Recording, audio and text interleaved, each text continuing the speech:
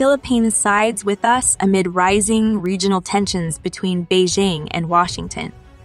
The U.S.-China rivalry in East Asia has taken an interesting turn after the recent visit of U.S. Defense Secretary Lloyd Austin to the Philippines. Austin's trip ended in an expanded deal, the Enhanced Defense Cooperation Agreement, EDCA. This gives the U.S. access to 4 additional military bases in a highly strategic region, a significant move for the Philippines, which, not so long ago, had signaled its intention to prioritize its friendship with China over the U.S. Since Ferdinand "BongBong" Marcos took office as president in June 2022, the U.S. has revitalized its engagement with the Philippines. In July, Washington appointed career diplomat MaryKay Loss Carlson as its ambassador, filling a post that had been vacant since 2020. Washington and Manila had enjoyed a strong relationship since the end of the Second World War, characterized by a continual U.S. military presence. This was crucial during the Vietnam War and afterward enabled a significant and continuing U.S. military presence in the region. But the relationship soured after the election of Rodrigo Duterte as president in 2016, who made it clear he wanted to prioritize a relationship with Beijing over Washington. A low point was reached in 2020 when Duterte announced his decision to terminate the Visiting Forces Agreement controlling bilateral military arrangements, including legal jurisdiction over U.S. troops in the Philippines and vice versa. The Philippines president subsequently reversed his decision in 2021, admitting he had done so in return for access to COVID-19 vaccines during the pandemic. But Duterte's antagonism towards the U.S. and his growing closeness to Beijing had threatened to tilt the scale of geopolitics in the region at a time of mounting tensions across East Asia over Chinese expansion. Meanwhile, in the U.S., anger at Duterte's shocking human rights abuses, including the extrajudicial killings of thousands during his war on drugs in 2016 and 2017, prompted the U.S. Congress to debate a bill in September 2020 suspending all security aid to the Philippines.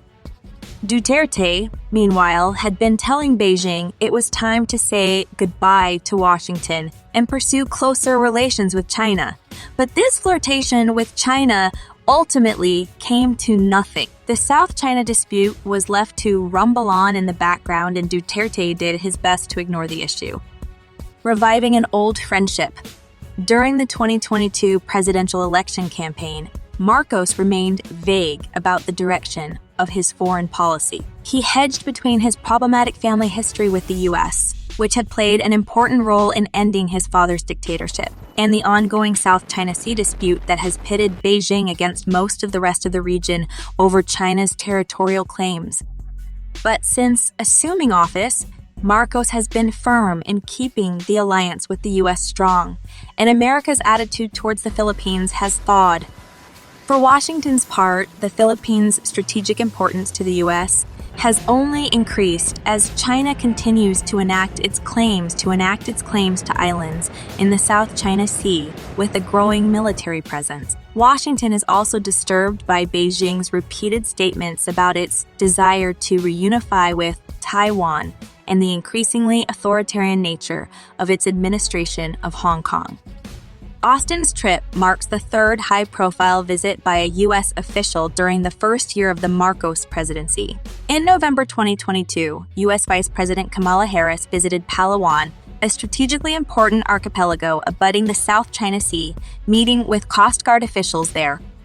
It was a historic visit of a high-ranking U.S. official to the home of the Philippines Western Command, whose main area of responsibility is the West Philippine Sea, the sovereignty of which is hotly contested by China. Harris reaffirmed U.S. support for the Defense Alliance and keeping the Indo-Pacific free and open. U.S. Secretary of State Antony Blinken also visited the Philippines in August 2022 at the same time as the former House Speaker, Nancy Pelosi, made her controversial visit to Taiwan. Blinken reassured Marcos of Washington's ironclad commitment to the country's mutual defense treaty. Now Austin's visit has gained the Philippines an expanded defense agreement and a potential $100 million, say $84 million in military aid. local and global politics collide.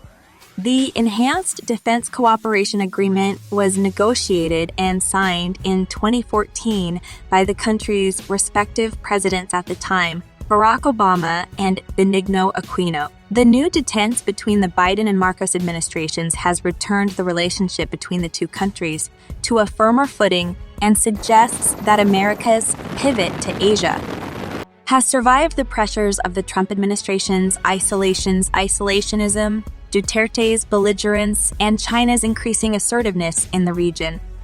The agreement over the additional bases under the EDCA was initially negotiated in September 2022 by Austin and the newly appointed National Defense Senior Undersecretary Josie Faustino at a meeting in Hawaii, so Beijing was well aware that the announcement was in the offing. The maintenance of U.S. influence in the East Asia region remains a plank of Washington's security strategy, something it ensures by making nations like the Philippines choose sides periodically. Thailand, a staunch U.S. ally during the Vietnam War, which felt abandoned after the 1975 withdrawal, has been pulled in both directions too. China has criticized the latest strengthening of the EDCA as an agreement that would escalate regional tension and undermine regional peace and stability. Meanwhile, Marcos, who said in January that the South China Sea issue was keeping him awake at night, is taking great pains to remain at least on terms with Beijing. Earlier this year, Marcos secured a $22.08 billion in new investment deals in January during a meeting with Chinese President Xi Jinping in Beijing. Since Russia's invasion of Ukraine a year ago, Washington has committed significant amounts of money and military support to Ukraine. But America's greatest adversary still looms in the Indo-Pacific, and nations caught in between the two biggest global powers will continue to be bargaining chips for the two major powers while trying to get the best deal they can for themselves.